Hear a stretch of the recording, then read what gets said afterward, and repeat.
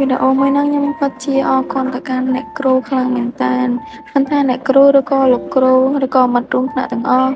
អរគុណពេលវេលាដែលពួកយើងបានស្គាល់គ្នាកន្លងមកហើយក៏សប្បាយចិត្តដែលបានជួបលោកគ្រូអ្នកគ្រូដែលបានជួយបង្ហាត់បង្រៀនកូនសិស្សទឹកចិត្តលោកគ្រូអ្នកគ្រូពិតជាធំធេងខ្លាំងមែនតើមិនអាចកាត់ថ្លៃបានតែងតែចង់ឃើញកូនសិស្សមានចំណេះដឹងមានអនាគតភ្លឺស្វារ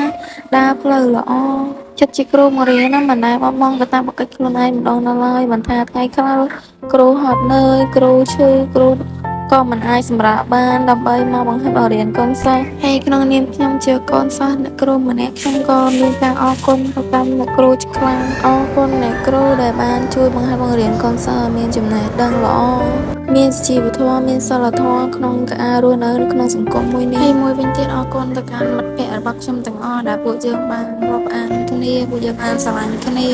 ហើយពួកយើងបានដើរចុះសម្រងគ្នាខ្លាំងមែនតើនិយាយទៅទោះពេលខ្លះយើងឆ្លុះគ្នាប៉ុណ្ណាក៏យើងមិនទៅណាចោលគ្នានៅតែរាប់អានគ្នានៅតែមកគ្នានៅតែនិយាយរកគ្នាដូចយ៉ាងតែខ្ញុំគិតថាខ្លួនឯងមានសំណាងខ្លាំងណាស់ដែលមានមិត្តភ័ក្តិដែលល្អមិត្តភ័ក្តិដែលចាំជួយគ្រប់គ្រងលើកទឹកចិត្តជួយសង្កត់យើងគ្រប់បែបយ៉ាងហើយនៅពេលដែលយើងសិក្សានេះគឺជាកាដូធំបំផុតសម្រាប់យើងដែលមានមិត្តភ័ក្តិល្អៗនៅចាំនៅក្បែរយើងជានិច្ចប៉ុន្តែក៏នៅតែមានមិត្តភ័ក្តិមួយចំនួនដែលរាប់អានយើងគិតតែពីផលប្រយោជន៍គួរចាក់យើងពីក្រោយខ្នងហើយនៅពេលដែលអ្នកទាំងអស់គ្នាជួបមិត្តភ័ក្តិប្រភេទនេះហើយអ្នកទាំងអស់គ្នាគួរតែកុំខ្មាស់ក៏ល្អដែរហើយជីវិតរបស់ខ្ញុំក៏ខ្ញុំជួបអស់ហើយទាំងមិត្តល្អទាំងមិត្តមិនល្អគឺជួបសពគ្រប់បែបយ៉ាងហើយអរគុណទៅដល់មិត្តល្អ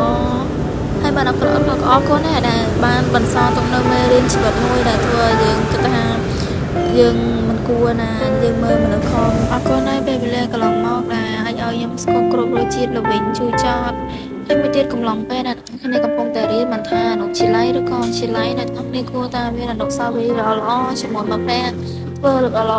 អ្វីល្អៗជាមួយមនុស្សជុំវិញខ្លួនក៏ដូចជាលោកគ្រូអ្នកគ្រូសាងអនុស្សាវរីយ៍ល្អជាមួយគ្នា